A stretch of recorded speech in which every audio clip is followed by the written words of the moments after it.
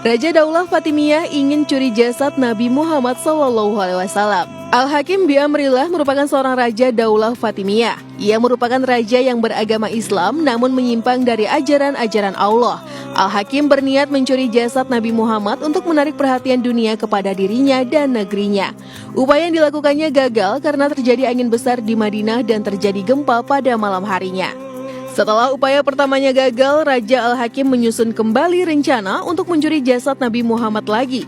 Kali ini prajuritnya mampu menembus Madinah dan tinggal di dekat Masjid Nabawi. Ia menyuruh prajuritnya untuk menggali terowongan menuju makam Nabi Muhammad SAW.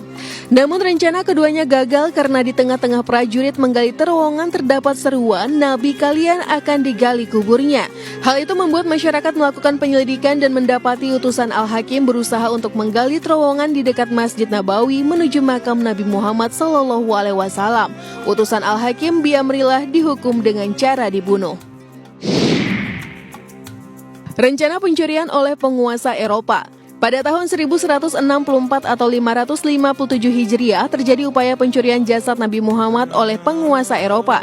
Saat itu merupakan masa terjadinya perang salib sehingga membuat keadaan umat Islam melemah. Penguasa Eropa sepakat untuk mencuri jasad Nabi Muhammad.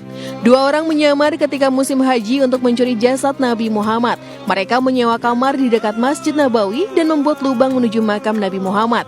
Namun upaya yang dilakukan gagal karena Sultan Nuruddin yang berasal dari Suriah bermimpi didatangi Nabi Muhammad dan menyuruhnya untuk pergi ke Madinah menyelamatkan jasadnya dari dua orang kulit putih.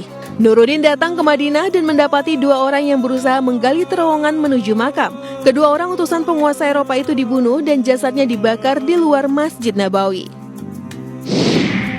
Sejumlah perampok. Terdapat pencurian merampok kafilah jemaat haji. Mereka mengutarakan niatnya kepada para kafilah jemaah haji untuk mencuri jasad Nabi Muhammad dan menyeberangi laut menuju Madinah. Namun rencananya gagal karena ada kapal Mesir Al-Iskandaria yang kemudian mengikutinya dan menangkapnya kemudian memenjarakannya. 40 orang ingin menggali makam Abu Bakar dan Umar. Pada abad ke-7 Hijriah terdapat 40 orang yang berasal dari Aleppo, Suriah yang berusaha mencuri jasad Nabi Muhammad dengan menggali makam Abu Bakar dan Umar.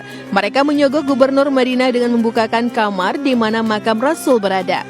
Ketika malam hari, ke-40 orang itu menggali makam Rasulullah, namun Allah dengan sengaja membelah bumi menjadi dua sehingga ke-40 orang itu tertelan ke dalam bumi.